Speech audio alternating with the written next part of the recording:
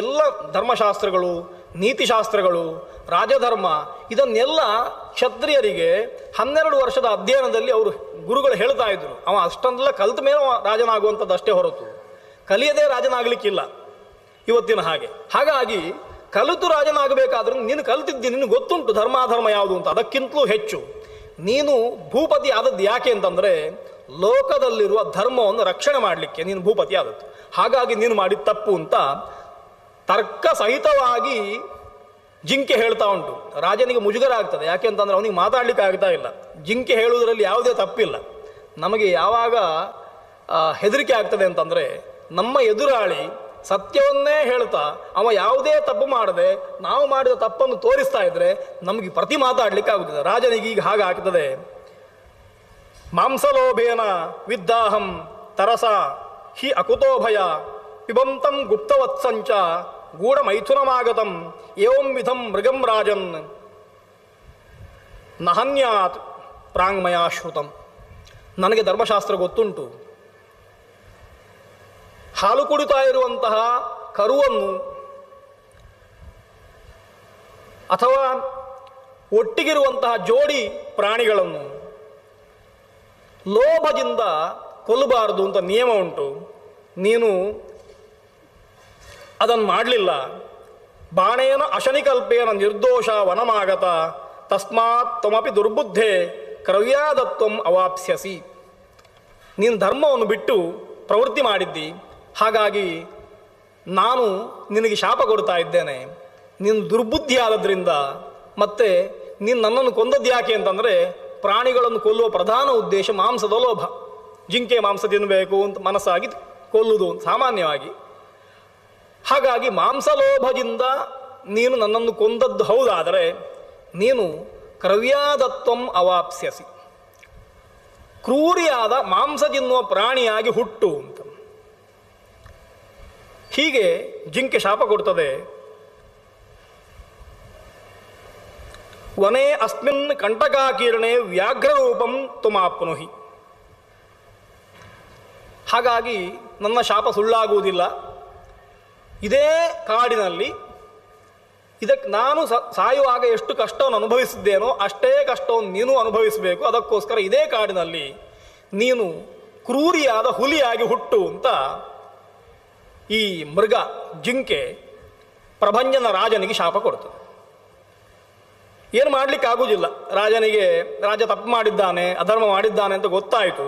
ಶಾಪವನ್ನು ಸ್ವೀಕಾರ ಮಾಡ್ತಾನೆ. ಅವ ಹೇಳ್ತಾನೆ, ಅಜ್ಞಾನೇನ ಹತಾಭದ್ರೇ ಪ್ರಸೀದ ಸುಸಮಾಧಿನ ವ್ಯಾಘ್ರರೂಪಮಹಂ ತ್ಯಕ್ತ್ವ ಪ್ರಾಪ್ಸ್ಯಾಮಿ ಮಾನುಷಂಕದ. ಆತ ಕೇಳ್ತಾನೆ, ನನ್ನ ತಪ್ಪಾಯಿತು, ನನಗೆ ಗೊತ್ತಿರಲಿಲ್ಲ, ಆದರೆ ಒಂದು ಉಪಕಾರ ಮಾಡಬೇಕು. ಎಷ್ಟು ಸಮಯ ನಾನು ಹುಲಿಯಾಗಿರುವುದು, ನನ್ನ ಈ ಹುಲಿಯ ಜನ್ಮಕ್ಕೂ ಒಂದು ಕೊನೆ ಬೇಕಲ್ವ, ಆದಷ್ಟು ಬೇಗ ಅದನ್ನು ನಾನು ಕಳ್ಕೊಳ್ಬೇಕು. ನಿನಗೆ ಮಾಡಿದ ಅಪರಾಧಕ್ಕೆ ನನಗೆ ಶಿಕ್ಷೆ ಬೇಕು, ನಾನು ಪಡೀತೇನೆ. ಆದರೆ ಆ ಶಿಕ್ಷೆಗೆ ಒಂದಿಷ್ಟು ಕಾಲಮಿತಿಯನ್ನು ನೀನು ಹೇಳಬೇಕು. ಯಾವಾಗ ಆ ಶಿಕ್ಷೆಯನ್ನು ನಾನು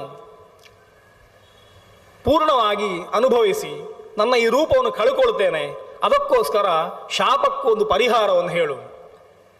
ಸಾಮಾನ್ಯ ಶಾಪಕ್ಕೆ ಪರಿಹಾರ ಹೇಗೆ ಅಂತಂದರೆ ಪ್ರಾಯಶ್ಚಿತ್ತ ಅಂತ ನಾವು ಕರಿತೇವೆ. ತಪ್ಪು ಮಾಡಿದರೆ ಪರಿಹಾರ ಹೇಗಾಗುವುದು? ಒಂದಿಷ್ಟು ದಂಡ ಕಟ್ಟುವುದೋ ಅಥವಾ ಆ ಕೆಲಸವನ್ನೇ ಮತ್ತೊಮ್ಮೆ ಮಾಡಿಕೊಡುವುದು. ಯಾರ್ದಾದ್ರೂ ಮನೆ ಹೊಡೆದ್ರೆ ಅವರಿಗೊಂದು ಹೊಸ ಮನೆ ಕಟ್ಟಿ ಕೊಡುವುದು, ಯಾರದ್ದಾದ್ರೂ ಹಣ ಕದ್ದುಕೊಂಡ್ರೆ ಕದ್ದ ಹಣವನ್ನು ವಾಪಸ್ ಕೊಡುವುದು. ಇಷ್ಟರಿಂದ ಪರಿಹಾರ ಆಗುವುದಿಲ್ಲ. ನಾವು ಇವತ್ತೇನು ಎಣಿಸಿದ್ದೇವೆ ಅಂತಂದರೆ ಶಾಪದ ಪರಿಹಾರ ಅಥವಾ ದೋಷದ ತಪ್ಪಿನ ಪರಿಹಾರ ಹೇಗಾಗುವುದು ಅಂತ ಕೇಳಿದರೆ ನಮ್ಮಲ್ಲಿ ದಂಡನೀತಿ ಇವತ್ತುಂಟು. ದಂಡನೀತಿ ಹೇಗುಂಟು ಅಂತ ಕೇಳಿದರೆ ಒಬ್ಬ ಕದ್ದಿದ್ದಾನೆ ಅಂತಂದರೆ ಕದ್ದ ವಸ್ತುವನ್ನು ಕೊಟ್ಟರೆ ಪರಿಹಾರ ಆಯಿತು ಕೇಳಿದರೆ ಪರಿಹಾರ ಆಯಿತು ಸಾಮಾನ್ಯವಾಗಿ. ಆದರೆ ಅವನಿಗೆ ನ್ಯಾಯಾಲಯ ಶಿಕ್ಷೆ ಅಂತ ವಿಧಿಸ್ತದೆ, ಕದ್ದದ್ದಕ್ಕೆ ಶಿಕ್ಷೆ ಅಂತ. ಏನು ಶಿಕ್ಷೆ ಅಂದರೆ 1 ವರ್ಷ ಕಾರಾಗೃಹವಾಸ ಅಂತ. ಈ 1 ವರ್ಷ ಕಾರಾಗೃಹವಾಸ ಯಾಕೆ? ಅವ ಕದ್ದದ್ದು 1,000 ರೂಪಾಯಿ, ಅದನ್ನು ಕೊಟ್ಟಾಯಿತು, ಹಿಂದೆ ಕೊಟ್ಟಾಯಿತು. ಆದರೆ 1 ವರ್ಷ ಕಾರಾಗೃಹದಲ್ಲಿ ಯಾಕಿರಬೇಕು ಅಂತ ಕೇಳಿದರೆ ಅವನ ಮನಸ್ಸು ಶುದ್ಧ ಆಗಲಿಕ್ಕೆ. ಅವ 1 ವರ್ಷ ಕಷ್ಟಪಟ್ಟು ಆಲೋಚನೆ ಮಾಡ್ತಾ ಇರ್ತಾನೆ ನಿತ್ಯ, ನನಗೆ ಯಾಕೆ ಈ ಕಾರಾಗೃಹವಾಸ ಬಂತು, ನಾನು ಯಾಕೆ ಜೈಲಲ್ಲಿದ್ದೇನೆ ಅಂತಂದರೆ ನಾನು ಕದ್ದಿದ್ದೇನೆ, ಅದಕ್ಕೆ ಜೈಲಲ್ಲಿದ್ದೇನೆ. ಹಾಗಾಗಿ ಜೈಲಿಂದ ಹೊರಗೆ ಬಂದ ಮೇಲೆ ತೀರ್ಮಾನ ಮಾಡ್ತಾನೆ, ನಾನು ಇನ್ನೂ ಕದೀಬಾರದು, ಕದ್ದರೆ ಶಿಕ್ಷೆ ಆಗ್ತದೆ ಎನ್ನುವುದಕ್ಕಿಂತ ಹೆಚ್ಚು ಅವನ ಮನಸ್ಸು ಅಲ್ಲಿ ಪಕ್ವವಾಗಿ ಆ ಕೆಲಸವನ್ನು ಮಾಡುವುದಿಲ್ಲ ಎನ್ನುವ ಸ್ಥಿತಿಗೆ ಅವ ಬರಬೇಕು. ಅದಕ್ಕೋಸ್ಕರ ಶಿಕ್ಷೆ ಅಂತ ಇರುವಂಥದ್ದು. ಇವತ್ತು ಆ ಶಿಕ್ಷೆ ಎನ್ನುವಂಥದ್ದು ಅದು ಔಪಚಾರಿಕ ಅಂತಾಗಿಬಿಟ್ಟಿದೆ, ಅದಕ್ಕೆ ಬೆಲೆ ಇಲ್ಲ ಅಂತಾಗಿಬಿಟ್ಟಿದೆ. ನಿಜವಾಗಿ ಪ್ರಾಯಶ್ಚಿತ್ತ ಅಂತಂದರೆ ಸುಮ್ಮನೆ ಕುಳಿತುಕೊಂಡು ಚಿಂತನೆ ಮಾಡಿ ನಾನು ಮಾಡಿದ ತಪ್ಪು ಅಂತ ತಪ್ಪು ಮಾಡಿದವನಿಗೂ ಅರಿವು ಬರಬೇಕು. ಇವತ್ತು ತಪ್ಪು ಮಾಡಿದರೂ ಕೂಡ 10 ವರ್ಷ 20 ವರ್ಷ ನ್ಯಾಯಾಲಯದಲ್ಲಿ ನಾನು ತಪ್ಪು ಮಾಡಲಿಲ್ಲ ಅಂತ ಸುಳ್ಳು ಹೇಳ್ತಾ ಇರ್ತಾನೆ. ಕೊನೆಗೆ ಅವನ ಶಿಕ್ಷೆಯೂ ಹೋಗಿಬಿಡ್ತದೆ. ಅವನು ಮತ್ತೆ ಪುನಃ ಅವನಿಗೆ ಅವಕಾಶವನ್ನು ನ್ಯಾಯಾಲಯ ಕೊಡ್ತದೆ ಅಥವಾ ನಮ್ಮ ವ್ಯವಸ್ಥೆ ಕೊಡ್ತದೆ ಅಂತ ಆಗಿಬಿಟ್ಟಿದೆ. ನ್ಯಾಯ ಎನ್ನುವಂಥದ್ದು ಹೇಗಿರ್ತದೆ, ಸಾಕ್ಷಿಯನ್ನು ನೋಡಿಕೊಂಡಿರ್ತದೆ. ಸಾಕ್ಷಿ ಇಲ್ಲ ಅಂತಂದರೆ ನ್ಯಾಯಾಲಯಕ್ಕೆ ಏನು ಮಾಡಲಿಕ್ಕೆ ಆಗುವುದಿಲ್ಲ. ಹಾಗಾಗಿ ಆ ವ್ಯವಸ್ಥೆಗೆ ನಾವು ಬದ್ಧರಾಗಿ ಬಿಟ್ಟಿದ್ದೇವೆ. ಧರ್ಮಶಾಸ್ತ್ರ ಹಾಗೆ ಹೇಳುವುದಲ್ಲ. ಧರ್ಮಶಾಸ್ತ್ರ ಹೇಗೆ ಹೇಳ್ತದೆ ಅಂತಂದರೆ ತಪ್ಪು ಮಾಡಿದವನಿಗೆ ಶಿಕ್ಷೆ ಹೇಗೆ ಅಂತಂದರೆ ಆ ತಪ್ಪು ಮಾಡಿದ ತತ್ಕ್ಷಣ ಅದನ್ನು ಸರಿಪಡಿಸಿಕೊಡಬೇಕಾದ ಅವನ ಧರ್ಮ ಒಂದು. ಎರಡನೇದ್ದು, ಒಂದಷ್ಟು ಕಾಲ ಆತ ಪ್ರಾಯಶ್ಚಿತ್ತವನ್ನು ಮಾಡಿಕೊಳ್ಬೇಕು. ಪ್ರಾಯಶ್ಚಿತ್ತ ಅಂದರೆ ಚಿತ್ತದ ವಿಶೋಧನ ಅಂತ, ಪಾಪದ ವಿಶೋಧನ. ಪ್ರಾಯ ಪಾಪಮಿತಿ ಪ್ರೋಕ್ತಂ ಚಿತ್ತಂ ತಸ್ಯ ವಿಶೋಧನಂ ಅಂತ. ಪಾಪ ಮಾಡಿದ್ದನ್ನು ಮತ್ತೆ ತಾನು ಪರಿಹರಿಸಿಕೊಳ್ಬೇಕು, ಹೀಗೆ ಪ್ರಾಯಶ್ಚಿತ್ತವನ್ನು ಮಾಡಬೇಕು ಅಂತ. ಅದಕ್ಕೋಸ್ಕರ ರಾಜ ಕೇಳ್ತಾ ಇದ್ದಾನೆ, ನನಗೆ ಪ್ರಾಯಶ್ಚಿತ್ತವನ್ನು ಹೇಳು ಅಂತ. ವ್ಯಾಘ್ರ ರೂಪವನ್ನು ನಾನು ಹೊಂದ್ತೇನೆ, ಹೌದು, ಆದರೆ ಕೊನೆಗಾಲಕ್ಕೆ ಅದನ್ನು ಕಳ್ಕೊಳ್ಬೇಕಲ್ವಾ.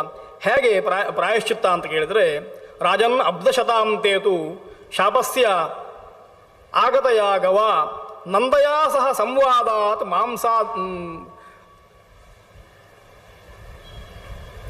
ಸಂವಾದಾತ್ ಅಘಾಂತೋ ಭವಿಷ್ಯತಿ. ನಿನಗೆ ನಿನ್ನ ಪಾಪ ಪರಿಹಾರ ಆಗುವುದು ಹೇಗೆ ಅಂತಂದರೆ 100 ವರ್ಷ ಹೋಗಬೇಕು. ಅಷ್ಟಾದ ಮೇಲೆ ನಂದ ಅಂತ ಒಂದು ಗೋವು ಬರ್ತದೆ. ಆ ಗೋವಿನ ಜೊತೆಗೆ ನೀನು ಸಂವಾದ ಮಾಡಿದ ಮೇಲೆ ನಿನ್ನ ಪಾಪ ಎನ್ನುವಂಥದ್ದು ನಾಶವಾಗುತ್ತದೆ. ಅಲ್ಲಿವರೆಗೆ ನಿನ್ನ ಪಾಪ ಹಾಗೇ ಇರ್ತದೆ, ನೀನು ಕಷ್ಟಪಡಬೇಕು ಅಂತ ಶಾಪಕ್ಕೊಂದು ಪರಿಹಾರವನ್ನು ಹೇಳಿ ಈ ಮೃಗ ತನ್ನ ದೇಹವನ್ನು ಬಿಡ್ತದೆ. ಮರುಕ್ಷಣದಲ್ಲಿ ನಖದಮುಷ್ಟ್ರಾಯುಧೋಪೇತ ವ್ಯಾಘ್ರರೂಪೋ ಅತಿಭೀಷಣ ತತ್ರ ಆಸೌ ಭಕ್ಷಯನ್ ಆಸ್ತೆ ಮೃಗಾನ್ ಹತ್ವಾ ಚತುಷ್ಪದ. ತಾನು ಜಿಂಕೆಯನ್ನು ಕೊಂದು ತಪ್ಪಿಗೋಸ್ಕರವಾಗಿ ಹರಿತವಾದಂತಹ ಉಗುರು ಹಲ್ಲುಗಳನ್ನು ಹೊಂದಿದಂತಹ ಘೋರವಾದ ಹುಲಿಯ ರೂಪವನ್ನು ತಾಳಿ ಪ್ರಭಂಜನ ಮತ್ತೆ ಪುನಃ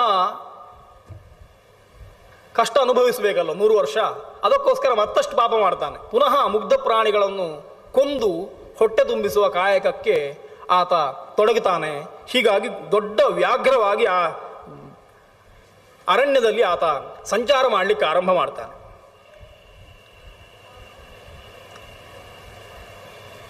ಮಧ್ಯದಲ್ಲಿ ಒಂದಿಷ್ಟು ಮಾತು ಬರ್ತದೆ. ಉತ್ಪನ್ನ ವಿಕೃತಿಂ ನೀತಃ ಪಶ್ಯ ಕಾಲಸ್ಯ ಪರ್ಯಯಂ ತಸ್ಮಾನ್ಮೇ ಸುಕೃತಂ ನಾಸ್ತಿ ಹಿಂಸಾಪ್ಯೇಕಂ ವಿಗರ್ಹಿತ ತಯಾತು ಪ್ರಾಪ್ಯತೆ ದುಃಖಂ ನಚನೋ ಮೋಕ್ಷೋ ಭವಿಷ್ಯತಿ. ಅವ ಕೂತ್ಕೊಂಡು ಆಲೋಚನೆ ಮಾಡ್ತಾನೆ. ಅವನಿಗೆ ಸ್ಮೃತಿ ಹೋಗಲಿಲ್ಲ, ಸ್ಮೃತಿ ಉಂಟು. ಪ್ರಭಂಜನ, ನಾನು ರಾಜನಾಗಿದ್ದೆ, ಈ ಕಾರಣಕ್ಕೆ ನಾನು ಹುಲಿಯಾಗಿದ್ದೇನೆ ಅಂತ ಗೊತ್ತುಂಟು, ಆದರೆ ಏನು ಮಾಡಲಿಕ್ಕಾಗ್ತಾ ಇಲ್ಲ. ಹಾಗಾಗಿ ಒಂದು ಕಡೆ ಕೂತ್ಕೊಂಡು ಆಲೋಚನೆ ಮಾಡ್ತಾನೆ, ನನಗೆ ಇದರಿಂದ ಮೋಕ್ಷ ಆಗುವುದು ಹೇಗೆ? ನಾನು ನನ್ನ ಕೆಟ್ಟ ಬುದ್ಧಿಯನ್ನು ಉಪಯೋಗ ಮಾಡಿಕೊಂಡು ಅಥವಾ ಬುದ್ಧಿಗೆ ನಾನು ಸಿಕ್ಕಿ ಅದರ ಮೋಹಕ್ಕೆ ಸಿಕ್ಕಿ ಒಂದು ಸುಮ್ಮನೆ ತನ್ನಷ್ಟಕ್ಕೆ ಇದ್ದ ಜಿಂಕೆಯನ್ನು ಹೊಡೆದೆ, ಆ ಪಾಪದಿಂದ ನನಗೆ ದುರ್ಗತಿ ಬಂತು, ಇದು ಯಾವಾಗ ಪರಿಹಾರ ಆಗ್ತದೆ ಅಂತ ಆಲೋಚನೆ ಮಾಡ್ತಾ ಆ ಕಾಲಕ್ಕೋಸ್ಕರ ಪ್ರತೀಕ್ಷೆ ಮಾಡ್ತಾ ಇದ್ದಾನೆ ರಾಜ. ಈ ಕಡೆಗೆ ಸ್ವಲ್ಪ ಸಮಯ ಆಗಿದೆ. ಪುರಾಣದ ಪ್ರಕಾರ 100 ವರ್ಷ ಮುಗಿಯುತ್ತಾ ಬಂತು. ಅವನ ಶಾಪ ಪರಿಹಾರ ಆಗುವ ದಿವಸ ಬಂತು. ಅಲ್ಲಿವರೆಗೆ ಕಷ್ಟಪಟ್ಟಿದ್ದಾನೆ ಅಂತ ಅರ್ಥ. ಆ ಗತೇ ವರ್ಷಶತೆ ತಸ್ಯ ವಸತಃ ತದ್ವನೇ ತದ ಆಯಾತಂ ಗೋಕುಲಂ ಕಾಲೇ ಯವಸೋದಕ ಕಾರಣಾತ್. 100 ವರ್ಷ ಆಗುತ್ತಾ ಬರುವಾಗ ಆ ಕಾಡಿಗೆ ಸಮೀಪದಲ್ಲಿ, ಖರ್ಜೂರವನ ಅಂತ ಆ ಕಾಡಿಗೆ ಹೆಸರು, ಅದರ ಸಮೀಪದಲ್ಲಿ ಒಂದು ಗೋಕುಲ ಬಂದು ವ್ಯವಸ್ಥಿತವಾಯಿತು ಅಂತ ಪುರಾಣ ಈ ಹೇಳುವ ಮಾತನ್ನು ನಾವು ಸರಿಯಾಗಿ ಗಮನಿಸಬೇಕು. ಭಾಗವತದಲ್ಲೂ ಬರ್ತದೆ. ಗೋಕುಲ ಎನ್ನುವಂಥದ್ದು ಒಂದು ಜಾಗದಲ್ಲಿ ಸ್ಥಿರವಾಗಿ ಇರುವಂತಹ ವ್ಯವಸ್ಥೆ ಅಲ್ಲ. ಅವರಿಗೆ ಅಲೆಮಾರಿಗಳು ಎನ್ನುವಂಥದ್ದು ಅಂತ ಕರೆಯುವಂಥ ಜನಾಂಗ ಗೋಪಾಲಕರು. ಯಾಕೆ ಅಂತಂದರೆ ಅವರು ಒಂದು ಕಡೆಯಲ್ಲಿ ಇರ್ತಾರೆ. ಎಲ್ಲಿವರೆಗೆ ಇರ್ತಾರೆ ಅಂದರೆ ಅವರಿಗೆ ಬೇಕಾದ ಹುಲ್ಲು, ನೀರು, ಬೇಕಾದ ಕಾಡಿನ ವ್ಯವಸ್ಥೆ ಅಂದರೆ ಗೋವುಗಳಿಗೆ ಬೇಕಾದ್ದು ಅದು ಇರುವವರೆಗೆ ಅವರು ಇರ್ತಾರಲ್ಲಿ. ಅದು ಕಮ್ಮಿ ಆಯಿತು, ನೀರು ಸಿಗ್ತಾ ಇಲ್ಲ, ಹುಲ್ಲು ಬೆಳೀತಾ ಇಲ್ಲ, ಕಾಡು ಕಮ್ಮಿ ಆಯಿತು ಅಂದರೆ ಆ ಜಾಗವನ್ನು ಬಿಟ್ಟು ತಮ್ಮ ಗೋವುಗಳನ್ನು ಹುಡುಕೊಂಡು ಮತ್ತೊಂದು ಜಾಗವನ್ನು ಆಶ್ರಯಿಸಿ ಮತ್ತೆ ಅಲ್ಲಿ ಮನೆ ಕಟ್ಟಿಕೊಳ್ತಾರೆ, ಮತ್ತೆ ಗುಡಿಸಲು ಕಟ್ಟಿಕೊಂಡು ಅಲ್ಲಿ ಬದುಕುತ್ತಾರೆ. ಒಂದು ರೀತಿಯಲ್ಲಿ ಮನುಷ್ಯನಿಗೆ ವೈರಾಗ್ಯ ಬರಲಿಕ್ಕೆ ಗೋಪಾಲಕರ ಜೀವನವನ್ನು ಅಧ್ಯಯನ ಮಾಡಬೇಕು ಅಂತ ಕಾಣ್ತದೆ. ಯಾವುದೇ ಜಾಗದ ಮೇಲೆ ಮೋಹ ಇಲ್ಲ, ದನಗಳ ಮೇಲೆ ಮಾತ್ರ ಮೋಹ. ಹಾಗಾಗಿ ದನಗಳಿಗೆ ಮೇವಿಲ್ಲದಿದ್ದರೆ ಎಲ್ಲಿ ಮೇವು ಉಂಟು ಅಲ್ಲಿಗೆ ಅವುಗಳನ್ನು ಹುಡ್ಕೊಂಡು ಹೋಗುವುದು, ಅಲ್ಲೇ ಇರುವಂಥದ್ದು. ಈ ರೀತಿ ಬದುಕುವವರು. ಹಾಗಾಗಿ ನಂದಗೋಕುಲವನ್ನು ಬಿಟ್ಟು ಮತ್ತೆ ಮುಂದೆ ಹೋದರು ಅಂತ ಭಾಗವತದಲ್ಲೂ ಬರ್ತದೆ ಗೋಪಾಲಕರು. ಅದೇ ರೀತಿ ಇಲ್ಲಿಯೂ ಕೂಡ ಒಂದು ಗೋಕುಲ ಖರ್ಜೂರ ವನದ ಹತ್ತಿರ ಇರುವಂತಹ ಒಂದು ಹುಲ್ಲುಗಾವಲಿನಲ್ಲಿ ಬಂದು ಬೀಡು ಬಿಟ್ಟುತ್ತದೆ. ಅಲ್ಲಿ ಎಲ್ಲ ದನಗಳನ್ನು ಒಟ್ಟು ಸೇರಿಸಿಕೊಂಡು ದನವನ್ನು ಸಾಕುತ್ತಾ ಹಾಲು ಮೊಸರು ಇತ್ಯಾದಿಗಳನ್ನು ಸ್ವೀಕರಿಸಿಕೊಂಡು ಜೀವನ ಸಾಗಿಸುವ ಒಂದಿಷ್ಟು ಕುಟುಂಬಗಳು ಬಂದು ನೆಲೆಗೊಳ್ಳುತ್ತವೆ. ಆ ಕುಟುಂಬಕ್ಕೆ ಪ್ರಮುಖನ ಹೆಸರು ನಂದ ಅಂತ ಒಬ್ಬ ಗೋವರ್ಣರ ರಾಜ. ಅವನಿಗೆ ಅನೇಕ ದನಗಳು ಅವನೊಟ್ಟಿಗಿದ್ದಾವೆ. ಆ ದನಗಳಲ್ಲಿ ನಂದ ಎನ್ನುವಂಥದ್ದು ಒಂದು ದನ.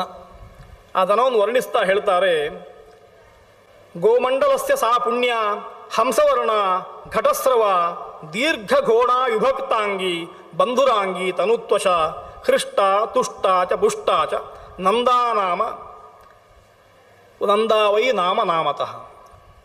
ಒಳ್ಳೆ ಒಂದು ದನ ಇತ್ತು ಅವನ ದನಗಳ ಹಟ್ಟಿಯಲ್ಲಿ, ದನಗಳ ಮಂದೆಯಲ್ಲಿ ಒಂದು ದನ ಇತ್ತು.